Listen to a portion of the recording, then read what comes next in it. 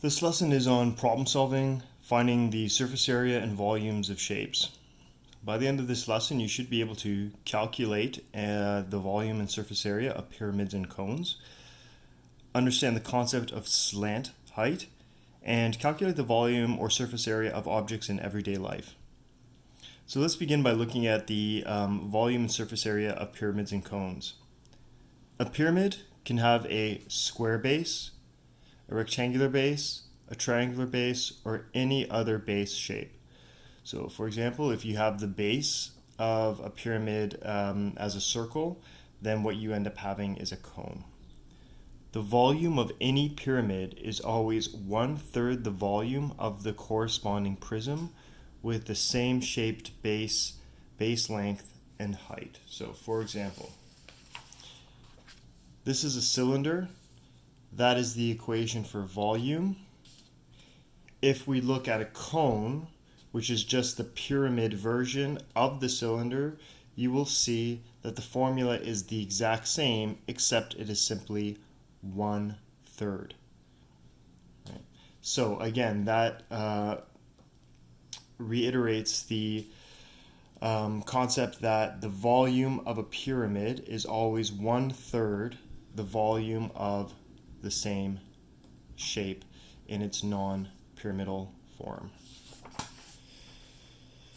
So, square-based pyramids. The volume of a pyramid is 1/3 the volume of a prism with the same base, height, and length. So if we had like volume is equal to base times height times length, then the volume of the pyramid is literally just 1/3 that exact same volume.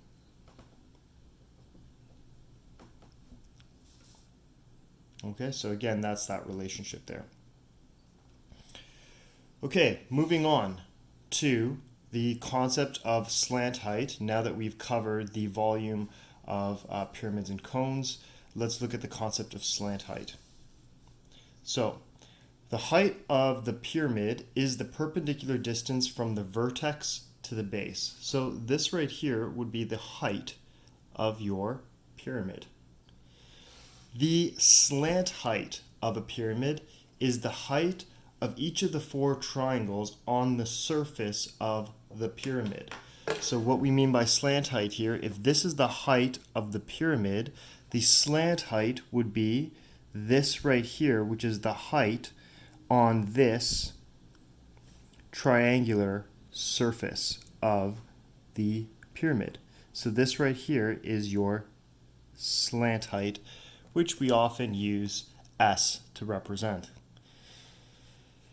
The surface area of a square-based pyramid is then the sum of the area of the base and the area of the 4 triangles. So if we wanted to find the surface area of this pyramid right here, we would use slant height and base to find the area of this triangle right here. And then we would multiply it by 4 because it's a square-based pyramid, so these are all the same, the same areas. And then you also have to find the area of the base if you want to find the surface area, so that would be this blue base right here. So you'd be finding the area of the base and the area of the 4 surface triangles. The question is, how do you find this slant height right here? Right, the height of the surface triangle if you have the base and the height of the shape. Well, if you have the base and the height of the shape, right? So for example, you have this height right here, and you have this base over here,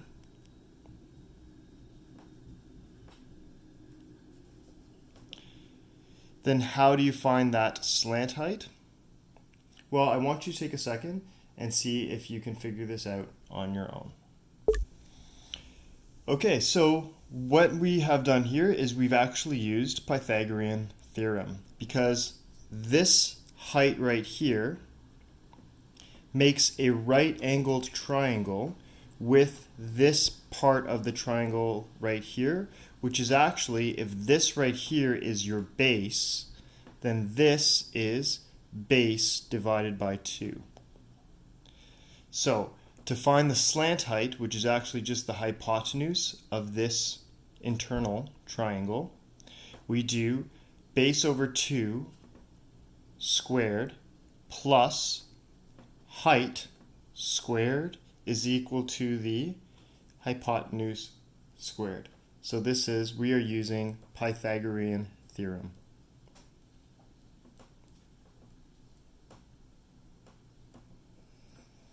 And that will help us find the slant height so that we are able to calculate the surface area of pyramids. And as we can see here, that was one of the lesson expectations, right? Find the surface area of pyramids. Well, we can't do that unless we understand the concept of slant height. And we can find slant height using Pythagorean theorem, which is a concept we covered in the previous lesson. Okay, so what I'm going to ask you to do is read the following question and then press pause and see if you can come up with an expression for slant height for the following two shapes. So take a look. Here we have a square-based pyramid, okay? And then here we have a cone, right? So how would we find the slant height of this cone? And how would we find the slant height of this square-based pyramid? So what I'd like you to do is I'd like you to press pause and see if you can get this for yourself. And when we come back, I'll have the answer for you. Okay, go ahead and press pause. Okay, so we'll start with the slant height for the square-based pyramid. So if we have the base length of the square-based pyramid, we know that this portion right here, that goes to the middle of the pyramid. I mean, it doesn't look like, given this drawing, it doesn't exactly look like it's in the middle, but it is in the middle of the pyramid, right? Would be base divided by 2. Remember, the height is from the middle point to the vertex here, right? And it makes a perpendicular angle, so it's a 90-degree angle with the base divided by 2. So then we can use Pythagorean theorem to find slant height right there. So base over 2 squared plus height squared, so base over 2 squared plus height squared is equal to hypotenuse squared, which is the slant squared, and then you take the square root of both sides, and that's slant height right there. Similarly with the cone, the radius, which is half the diameter of the circle, the radius squared plus the height squared is equal to the slant height squared, and then to find the slant height, just the slant height, we square root both sides. Just to be clear, one of the reasons why this square root symbol does not cancel these squares is because when you square root both sides, we don't usually write them, but there are brackets right here, which means we have to follow order of operations, right? So we have to do brackets first, right? What's in the brackets here first before we can apply the square root to this side, right? So generally we don't include the brackets because they're assumed to be brackets here when everything is underneath the square root symbol, but that is the reason why the square root symbol does not cancel though that square symbol, because since it's addition here, since there's two terms here. Okay, let's move on to the next page and look at a couple of examples, right? So what we're going to do now is we're going to calculate the volume or surface area of objects in everyday life. All right, flip to the next page. Okay, example 1. For an art installation, an artist wants to paint a large metallic cone, as we can see here, in gold. The cone has a diameter of 1 meter and a height of 1.8 meters. Since the cone sits on its circular base, the artist will not be painting the base of the cone. Sorry, that should say cone right there. Okay, so we're not going to paint the base of this cone right there. Okay, A. Determine the surface area of the cone to the nearest tenth of a squared meter. So what we want to do is we want to find the surface area of this cone, but we don't need to include the surface area of the base of the cone because it's sitting on the floor, so that part won't be painted. So we go to our formula sheet that we had from previous lessons, and we look right here and we see that the surface area of a cone is the surface area of the lateral surface plus the area of the base. So what I'm going to do is I'm going to rewrite that equation. For the cone, the total surface area is this equation. Area total is equal to area of the lateral surface plus area of the base. Now, as we said a few times already now, that we're not painting the base, so we don't want to find the area of the base, right? So we're going to cancel this right here. We're not going to do this. And the reason for that is because the artist is not painting the base. So I can exclude that portion of the equation. So effectively, the total surface area that needs to be painted is just the area of the lateral surface.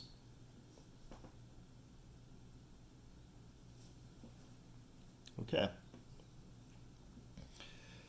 And the area of the lateral surface, if we take a look at our equation, the area of the lateral surface is just given as pi rs. So pi rs, remember we're not doing this portion, we're just doing this. So pi rs is equal to pi rs. Okay, so here's the issue, is that we do not have the slant height. All right, so what we're going to do is I'm going to label this picture right here with a bunch of measurements. So from here to here, I know that the diameter, it's given in the question, is 1 meter. So that means that the radius, which is the midpoint of the diameter, is 0.5 meters, right? Okay, if you can't see that, that's 0.50 meters. All right, now the height of this cone, right, has already been listed in the question. It's 1.8, so this height right here, that right there is, and I'll put it up here, 1.8 meters. So if I want to find the slant height, which is effectively this right here,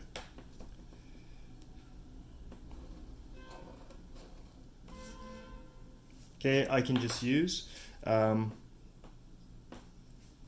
Pythagorean theorem because that makes a right-angled triangle, right? Okay, so here we go. Finding slant height. Well, I already know that the equation for the slant height of a cone is given by this equation right here. We previously derived it.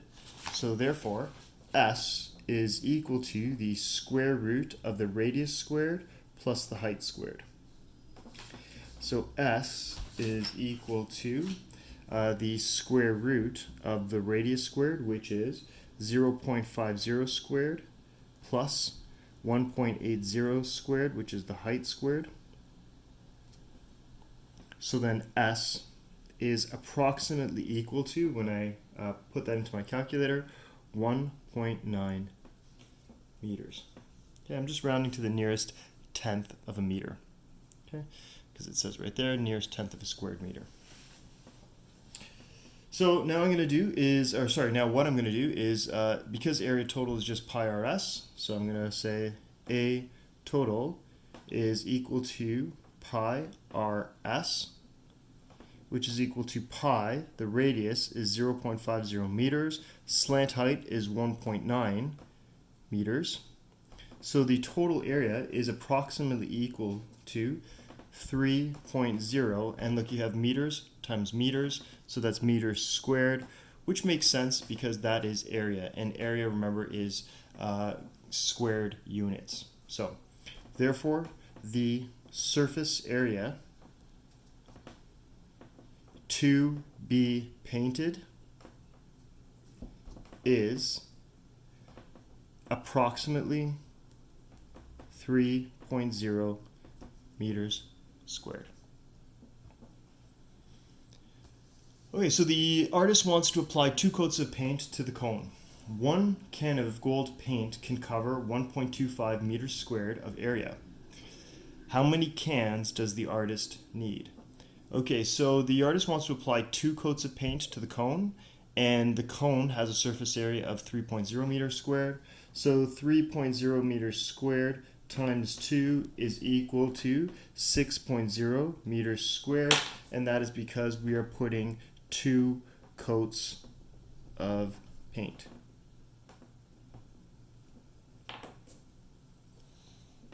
Okay, next. We have to cover 6.0 meters squared of paint, but one can only does 1.25 meters squared of area. So how many cans am I going to need? Well, if you have 6.0 meters squared and you divide that by 1.25 meters squared per every can, then you should get actually exactly 4.8 cans. Here's the issue, is that the artist can't purchase 4.8 cans, right? You can't go in and say, I only need 4.8 cans, because cans only come in whole numbers. So what the artist needs to do is the artist needs to purchase 5 cans. So therefore, the artist must purchase 5 cans, because you cannot purchase 4.8 cans or 0.8 of a can. You'll just have 0.2 of a can left over. All right, example 2. A farmer's silo is essentially a cylinder with a hemisphere on top. As you can see here, right, that's a silo, and then we have a hemisphere on the top. Determine the volume to the nearest tenth of a cubed meter for a grain silo that is 15 meters tall from the base to the very top of the silo and has a diameter of 3 meters. So this one is a bit of a trickier question, because we're going to have to actually do a little bit of math beforehand before we start calculating the volumes, right? And so we're just going to use some logic here. We're going to draw out a diagram. So I'm going to draw out the silo, which is like this. So I've got, here we go. This is my cylinder right here.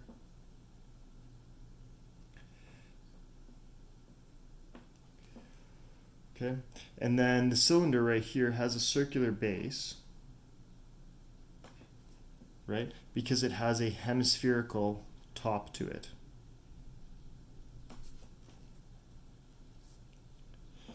All right. So, what's some information that we have here? Well, it says that it is 15 meters tall from the base to the very top of the silo. So 15 meters from here all the way up to here. So that right there is 15 meters. However, the height of the cylinder portion is not 15 meters. The height of the cylinder portion only, as you can see, is less than 15 meters. So how do we find this height right here? If I only want to find this height,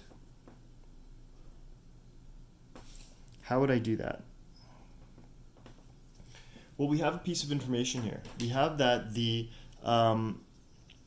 has a diameter of 3 meters, right? So that means that this right here is 3 meters.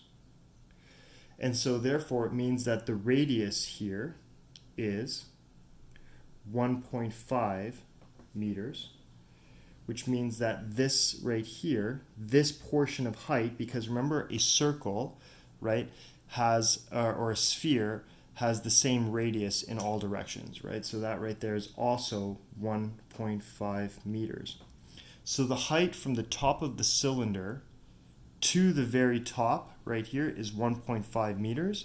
So if this is 15 meters, we're just going to subtract the 1.5 meters to get to the height of the cylinder, which is 13.5 meters. So now I have all the information that I need to be able to calculate the volume of this silo. So the volume total of my silo, if you think about it, it's the volume of the cylinder plus the volume of the sphere on the top. However, it's not a full sphere, right? It's a hemisphere, which means it's half a sphere. So I'm going to take the volume of a sphere and I'm going to divide it by 2, right? And I'm going to write in right here, we divide by 2 because it is a hemisphere. Okay, so volume total is equal to the volume of the cylinder, and I'm going to take a look at my equation sheet. Volume of the cylinder is pi r squared h, plus the volume of a sphere, which I have right here, 4 over 3 pi r cubed, 4 over 3 pi r cubed. Then we have to divide it by 2, so I'm just going to use the division symbol right here for now. So I'm going to calculate what's in these brackets and then I'm going to divide it by 2. Alright, time to substitute our values in. Pi, we'll leave it as the symbol, pi. R squared, well, the radius of the cylinder, as we saw here, was 1.5 meters. We're going to square that. Then the height of the cylinder is 13.5 plus 4 over 3 pi, radius of the sphere. Radius of the sphere is 1.5 meters. And then we're going to cube it. And then we're going to divide by 2. Because again, it's a hemisphere. Alright. I'm going to use the approximate symbol because when I enter this into my calculator, remember pi is an infinite number, so I'm going to have to approximate to 1 decimal place. And I should get 95.4 meters cubed for the volume of the cylinder. I'm just going to double check that. Okay, I'm going to show you how to use the calculator again. So I'll go pi times 1.5. You can use either the squared button if you wish, or you can say raised to the exponent of 2 times 13.5, 95.4, 95.4. So I'm okay. All right. In my brackets here, 4 over 3 times pi times 1.5 cubed. 4 divided by 3 times, again, use your pi button. Don't use 3.14, use the pi button. Times 1.5 cubed is equal to 14.1. But as you recall here, I have to divide by 2, so divided by 2, and that would be meters cubed. And so I get approximately, for a final answer, 102.5. 102.5 meters cubed. So let's try that out. 95.4 plus 14.1 divided by 2. 102.45. So rounding up, 102.5. So there we go. So therefore, the farmer's silo has a volume of approximately 102.5 meters cubed. Okay, and I believe that covers our final expectation, which for this lesson was calculate the volume or surface area of objects in everyday life. Okay. Thanks for watching, and the homework is on the next 2 pages.